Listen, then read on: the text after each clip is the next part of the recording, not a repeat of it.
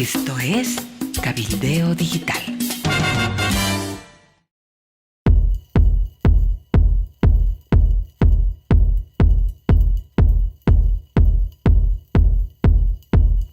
Usted está escuchando cabildeodigital.com.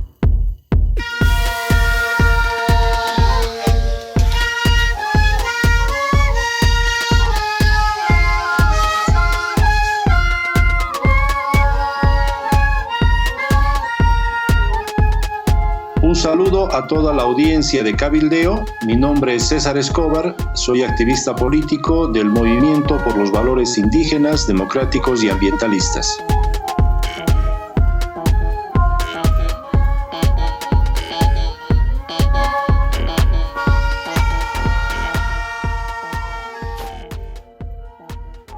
Cuatro factores que llevaron al fracaso de los bloqueos y una lección pendiente. Sin campesinos no hay democracia. Con excepción de las zonas alrededor del botadero de basura de Caracara de la ciudad de Cochabamba y de algunos distritos de la ciudad del Alto, los bloqueos convocados por el MAS, la COP y el Pacto de Unidad fueron protagonizados preponderantemente por el sector campesino indígena.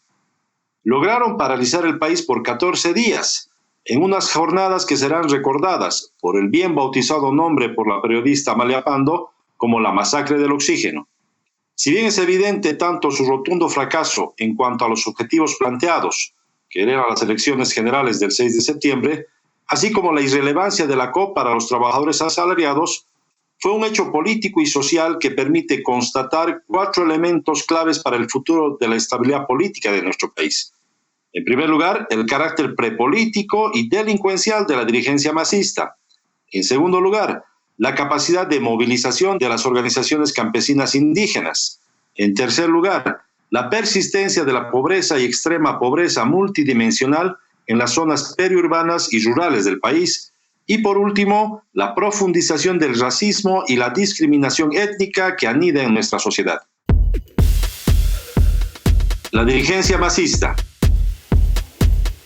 En el primer elemento, dentro de los movilizados se debe diferenciar a dos sectores. Uno formado por miles de militantes masistas vinculados como funcionarios o autoridades de los gobiernos municipales y gobernaciones controladas por el MAS. También formado por los principales dirigentes de las organizaciones sindicales campesinas, vinculados a su vez a las redes de clientelismo y corrupción de estos gobiernos subnacionales, y habría que añadir a este primer sector a los pocos militantes de la izquierda jailona, que emprendieron una sacrificada y dura batalla desde la virtualidad de las redes sociales. Diferenciar a estos del segundo sector, formado por la base campesina indígena, que fiel a sus organizaciones matrices, a la disciplina sindical, a su democracia comunal y a un sentimiento de nostalgia y lealtad a su proceso de cambio, fueron la carne de cañón que garantizó el cierre de las carreteras. La dirigencia y militancia masista se movilizó criminalmente en un acto desesperado de cohesionar a sus bases sociales, visibilizarse ante ellas como posibles candidatos para las subnacionales y dar un grito de advertencia al Tribunal Supremo Electoral ante la posibilidad de una anulación de su personería jurídica. A esta dirigencia masista no le importó la pandemia, no le importó cerrar el paso a ambulancias y al oxígeno, no le importó la vida. Su estrategia, si se la puede llamar tal, fue sembrar el terror y la confrontación, que bien le había funcionado antes de su llegada al poder en 2005. A diferencia de la dirigencia masista, la sociedad boliviana aprendió de su experiencia y hoy es capaz de desnudar las tácticas manipuladoras del masismo, restándole toda legitimidad y credibilidad, tanto al mensaje como al mensajero. Aquí yace el primer elemento clave para entender la movilización del masismo. La base campesina indígena. El segundo elemento es que la base campesina indígena, fiel creyente de su organización, no escatima ni escatimará esfuerzos en el futuro para volver a las carreteras. No ha podido aún, y tal vez ni lo intentó, desprenderse de la dependencia discursiva y simbólica de la dirigencia masista. La orden vino desde sus organizaciones matrices y se procedió en consecuencia. La organización sindical campesina o la originaria indígena lo son todo para los habitantes rurales. Mediante la organización encaran sus problemas internos, los problemas de la escuela, el acceso a salud, reciben las obras de los gobiernos municipales y los proyectos de las ONGs. La organización es simbólica y concretamente su Estado. Allí donde nunca llegó el Estado del cual escuchan hablar por las radios o tienen alguna evidencia cuando ambulan por las ciudades. La organización sindical o la organización originaria también es su espacio de vida en sociedad. Están presentes en las fiestas rituales y religiosas, en los trabajos comunales. El ejercicio del mando es un privilegio y fuente de reconocimiento social. Su organización lo es todo, social e institucionalmente. Esta forma de entender a la organización social ha sido trasladada a los barrios periurbanos. A ello se debe su efectiva capacidad movilizadora.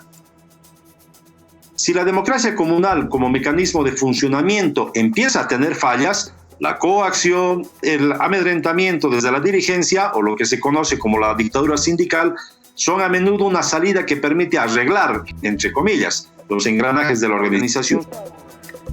Si la democracia comunal como mecanismo de funcionamiento empieza a tener fallas, la coacción y el amedrentamiento desde la dirigencia o la dictadura sindical son a menudo una salida que permite arreglar los engranajes de la organización. He aquí la clave del éxito para ocupar y bloquear extensamente el territorio nacional.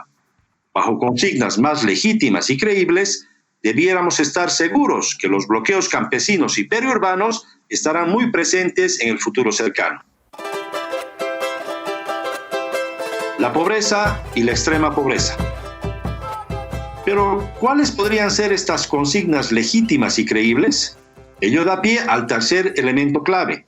Las zonas rurales y periurbanas del país mantienen niveles de pobreza y extrema pobreza que toda la narrativa del proceso de cambio ya no puede ocultar. La base campesina indígena sale a las carreteras para que todo el país vea que sus hijos no pudieron siquiera hacerse la ilusión que pasaban clases virtuales o a distancia, que la medicina tradicional es su única opción, que ya no tienen el imprescindible ingreso monetario que obtienen al migrar temporalmente a las ciudades, porque las cuarentenas han paralizado el aparato productivo y el circulante. La pobreza material y social actual se les hace más visible a ellos mismos, porque ahora ni siquiera tienen el consuelo de que el hermano Evo algún día sin falta aterrizará en su helicóptero trayendo, aunque sea, discursos sobre lo indio, espejos y lentejuelas de colores.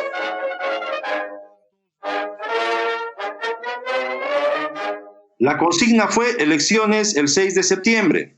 Muchos se preguntaron, ¿y qué? Si igual en septiembre, octubre o noviembre votaremos por el instrumento. Los condujo una dirección masista delincuencial. No importa. Todo momento de tensión es bueno para mostrarse otra vez. Hay razones estructurales económicas, productivas y sociales y una legítima organización social que mientras sigan vigentes serán el pretexto para hacerse visibles ante el Estado y la sociedad. Pobres y también indios. No solo son pobres o extremadamente pobres, también son indios. El reconocimiento constitucional del carácter plurinacional de Bolivia, las leyes que discriminan positivamente a lo indio y todo el discurso de afirmación étnica se encuentran a mitad de cruzar el río, entre la orilla del racismo y la segregación étnica y social urbana. Se quedó a medio cruzar el río porque se revalorizó y potenció lo indígena, pero no se avanzó hacia el reconocimiento y valoración del otro, de aquel que no es o no quiere ser indígena o mestizo. Tampoco se profundizó al interior de la sociedad no indígena de Bolivia acerca de los valores, cosmovisión y prácticas sociales del mundo indígena. A lo sumo se llegó a folclorizar y reforzar los sentimientos paternalistas hacia la sociedad india. Las extendidas muestras de racismo hacia los bloqueadores rurales y periurbanos con adjetivos de salvajes, inhumanos, bestias, de una parte de los sectores urbanos, que llevan minimizado, mas no erradicado del subconsciente su carácter colonial y señorial, redireccionó el discurso de la dirigencia delincuencial masista, inclusive de la misma base campesina indígena movilizada, hacia una confrontación racial y del urbano contra lo rural, que por suerte para todos solo fue retórica y teatralizada. Empero, todo hace presagiar que esta retórica racial será un dispositivo más en futuras movilizaciones. Aprenderán de sus errores. Como es natural en cualquier hecho social, los campesinos indígenas sacarán sus propias lecciones de la reciente movilización. Aprenderán de sus errores y aciertos, afinarán las consignas, las harán más legítimas y creíbles y volverán a las carreteras.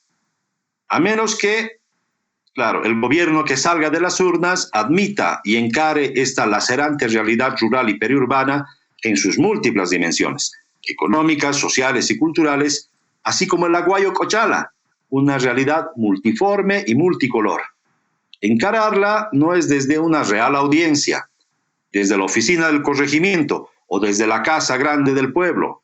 Habrá que hacerlo desde los territorios, ni por detrás ni por delante, al lado de ellos. Montando juntos al poderoso caballo de la organización social. Así será más corto el camino hacia la reconciliación nacional concreta, material y subjetiva. Así será más alegre y creativo el tejer nuestro aguayo boliviano. Aquí concluimos con este informe especial a la espera de un pronto reencuentro con la audiencia de Cabildeo. Soy César Escobar, hasta pronto. Ha sido una producción de Cabildeo Digital. Puede visitarnos en YouTube, Facebook, Amalia Pando Cabildeo. Y en la web, cabildeodigital.com.